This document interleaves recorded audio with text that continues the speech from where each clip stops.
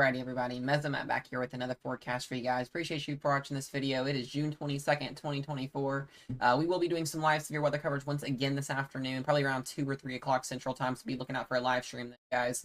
I don't know what's been going on with my notifications not going out with the stream or whatever's going on, so just make sure y'all look for a stream kind of when I tell y'all throughout each video each day. So that does mean we only will be posting one video today. When we don't stream, I'll post 2 videos, one in the morning, one afternoon, and then one in the late evening, afternoon hours. So we're going to go ahead and jump into this. If you guys were not on track with the tropics over the last couple days, Alberto is now officially gone off the coast of Mexico. It is officially kind of fizzled out into pretty much a non-existence.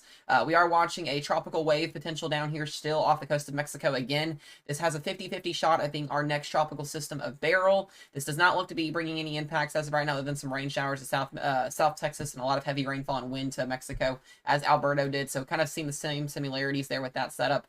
We did have a potential for a tropical system yesterday. It did not come together. It did not get a name. It's just now bringing scattered rain showers across to Georgia and the parts of Florida. We do have a marginal risk of severe weather down here in Florida for some wind and some hail from Tampa down to Cape Coral.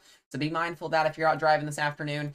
We did get an upgraded slight risk with the 11 o'clock or 11:30 advisory this morning from the SPC, basically giving a wind upgrade threat and a hail upgrade threat to Springfield, Hartfield, Pittsfield, and Worcester, near the Boston area here in Massachusetts and Rhode Island. So be mindful of that. Got a marginal risk of severe weather. We already have a couple severe thunderstorm warnings ongoing this morning and earlier this afternoon here due to that wind and hail. You can see those cells popping up. And our bigger event today will be across much of Illinois, Indiana. We've got Michigan, Wisconsin, parts of Iowa, and then you got Missouri in here as well. A little bit of Kansas City. You somehow seem to be in a marginal risk or something on a consistency. So we'll be watching out. But our main tornado risk is going to be up here into Wisconsin and northern Illinois. And we do have a 2 and a 5% tornado risk. So we will be, like I said, going live for this today. Wind and hail will also be there. Got a marginal risk up here in northern North Dakota. And then we've also got a marginal risk here in Utah and Colorado. So, but our main event is going to be focused on the northern Midwest and Great Lakes area today. So we'll be covering that for you guys this afternoon. Like I said, between 2 and 3 p.m. Tomorrow's risk zone as well. We have another slight risk of severe weather for tomorrow for your Sunday. This is going to be more of a northeastern maker here. We are actually going to see a pretty decent shot of a tornado or two along the PA up to Massachusetts here. Anywhere in New York, PA, you could see a potential tornado tomorrow. It's a 2 and a 5% risk zone for tomorrow as well. So be mindful of that. Wind and hail will also be a decent chance for you guys as that low kind of scoots further east. We'll be watching for that low-level jet to kick in tomorrow afternoon. Now, there is a marginal risk that does extend all the way down here to the Ohio Valley, including all of Kentucky, eastern Arkansas, and Tennessee. I've been watching the models with this a little bit here. As far as things go, I haven't really seen thunderstorm activity kind of convect tomorrow afternoon. So we'll watch this. We definitely are going to have instability. High temperatures will be in the upper 90s. Humidity levels will be there. So there is the chance for severe storms to pop off. It'll be a wind and a hail event down here tomorrow in this area. No tornadoes really expected with this, as that low-level jet will be a little bit further to the northeast. But if things do convect tomorrow afternoon, be mindful. Wind and hail will be the potential for those. And then we also have a marginal risk of severe weather into northern Minnesota, or not Minnesota, northern Montana and northern Nebraska there for you guys for your Sunday. And as we go into Monday, Monday looks to be a bigger day for severe weather. I do see there being a pretty good potential for tornadoes on Monday, as we're going to have a zonal jet stream with a low right over top of Canada, UP, Michigan, and the Northern Plains Canada line there. Be mindful, we could get an enhanced risk of severe weather once again somewhere in Minnesota, in northern Wisconsin, UP, Michigan for your Monday. We might go live for this on Monday if this does continue to increase.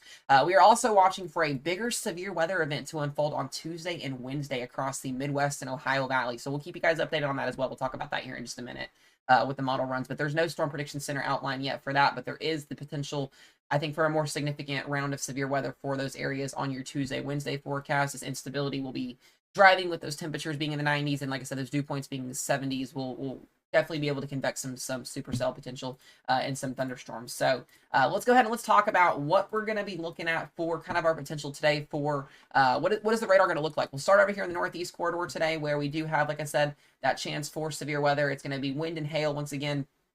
Already seeing that afternoon convection ongoing. We can really see it's not a lot. It's really going to be between like now and 6 p.m. if there is anything, and then we'll see some general thunderstorms, some little cells pop up around the 8 o'clock, 9 o'clock hour with the daytime heating. So can't rule out an isolated tornado anytime you have severe weather events, but there is a potential for mostly wind and hail in this area tonight. Like I said, we'll be live for this We'll go over here to the Midwest and Ohio Valley and Great Lakes area here, and you can see we'll kind of have more of an organized threat with that low being off there just to the north.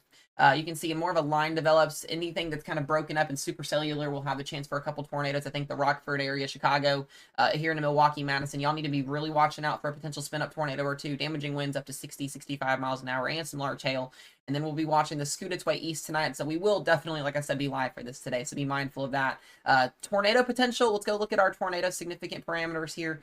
Kind of see what we're looking at for this afternoon as well. And you can kind of see here, they are there. That strongest corridor will be between, I think, 4 and 10 p.m. around the Davenport, Iowa area, Rockford, Chicago, up there north a little bit. Sometimes these don't show full tornado potential, but it's something we'll watch, especially as we go closer to the overnight hours, or not overnight, but over to the evening, and then closer to the midnight hours. And then we'll be watching for wind and hail events across the northern plains there and into the desert valleys over there. So let's go ahead and we'll talk about as well, what are we looking at in the future? And that's going to be the big conversation here is, what is our jet stream doing, right? Right now we've got more of a kind of a zonal jet stream here that's been going across. We've been having these little lows that have been popping up here that have been giving us those severe weather chances, kind of like the one today. You got another one coming in for Sunday, Monday. Got a high pressure dominating over the southeast right now, continuing to keep that ridge pushed to the north. As we go into Monday and Tuesday, you can see where that severe weather risk is going to be at on Monday.